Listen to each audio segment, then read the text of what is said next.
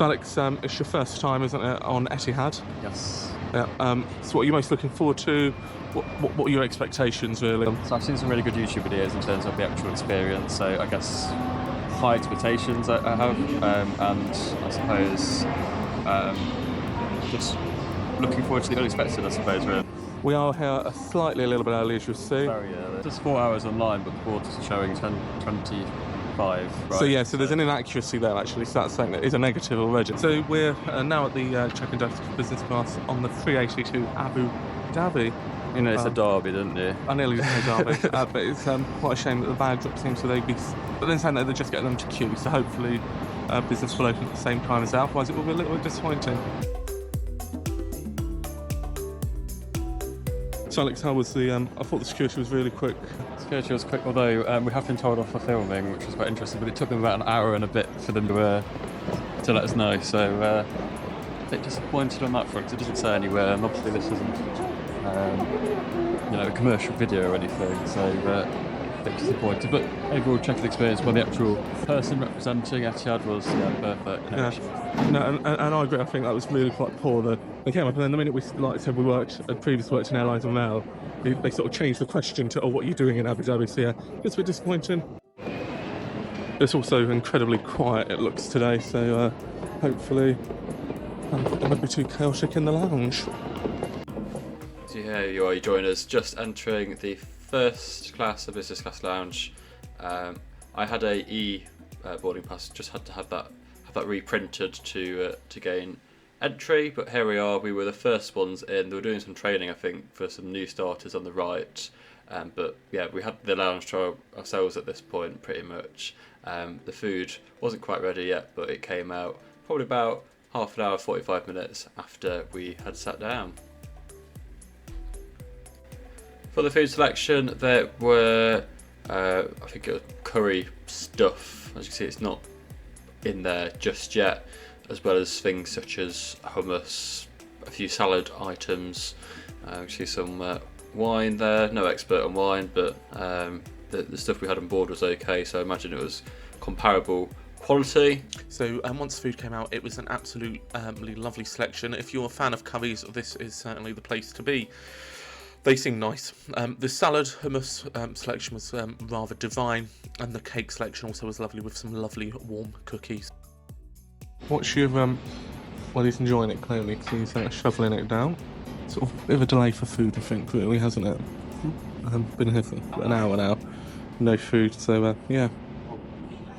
But at least they've got the buffet open now, which you should have seen in the clip just before. They also offer a lovely food menu, and we had the burger and chips, which was absolutely divine.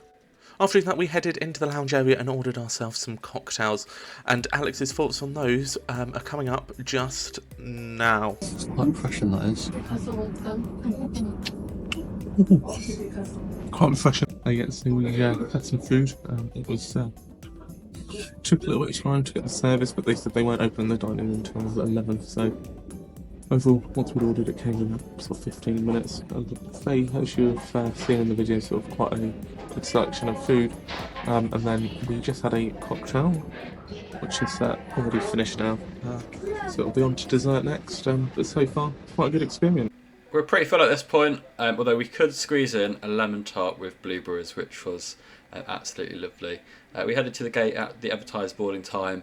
There was a delay, which was communicated to us via some sort of karaoke speaker sort of system, as the main PA system in the terminal wasn't working for the gate.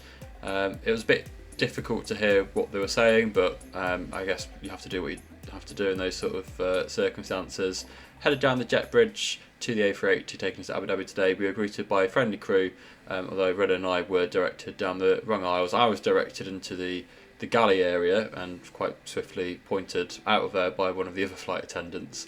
But yeah, here we go. Here's a seat. The cabin is in a 1-to-1 configuration, so you can get direct aisle access from your seat without having to step over someone, which is a massive benefit of the seat layout there.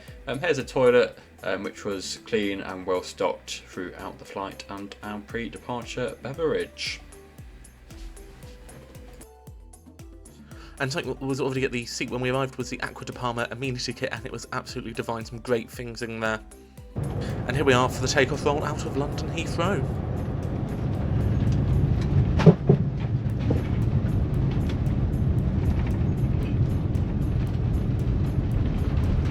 Straight after takeoff, I decided to put the mattress topper on the chair as it's so much comfier, and when I say after takeoff, it was once the seatbelt sign comes off. And here's Alex. He did struggle a little bit, and I think actually for some people it may be a little bit confusing, but all you need to do is just make sure the pattern is clearly printed on the top side.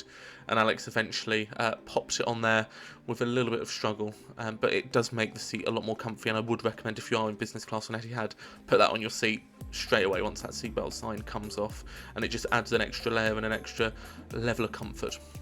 And then heading back to the amenity kit, Alex tried on some of the perfume which was in the amenity kit, and I'm not sure he was a fan of it. It's like very lemony.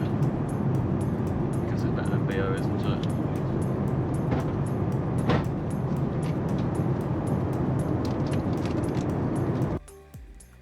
After departure, a warm selection of nuts was provided along with our requested drink.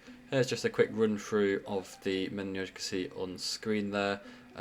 Lots of different options for different tastes. They also had an all-day menu, so you can pick anything off there if you wanted a bite to eat after the main meal service. And here's just a quick run through of the, well, I've missed it now, but there's the, if you want to go back and have a look at the drinks menu. Progressing now through Europe, and here's a quick time lapse. One thing to note, the service was very slow and inconsistent on this flight. My main arrived over, well, southeastern Turkey airspace, that sort of part. We were going into Middle Eastern airspace at that point, and Ronan still had his starter on the tray table. The service did slightly improve after raising this to the cabin manager, but still it was quite poor to say this was a business class flight, and then we only had probably about an hour or so left to run until Abu Dhabi, an hour and a half or so, which meant we couldn't get the rest we really wanted to get. And this was a really disappointing point for me. I'd bigged up Etihad previously from flying them in business class to Alex, and the service really was just lacklustre. As you can see here, I still had my starter and Alex's whole main had been cleared away, and this was really sped up, and also I did cut some parts of it out. Again, Alex was still waiting for his main, and it just really ruined that premium experience you expect from Etihad. It totally gives you the opposite impression of a boutique airline. Once the food did arrive though, it was really nice. Alex was able to eat his main before mine even came, and it did look nice, and that was a good thing. The food was good, but the wait was just way too long. And here we are, just arriving into Abu Dhabi. I love the 380 lights, and I know these are on a lot of aircraft, but when the 380 first came out, it was one of the few that had it. Then once we started to descend, I think for me the flight was okay, but it lacked so many things you expect from a business class product, and that was echoed by Alex also. And remember, subscribe and like if you want to see more videos.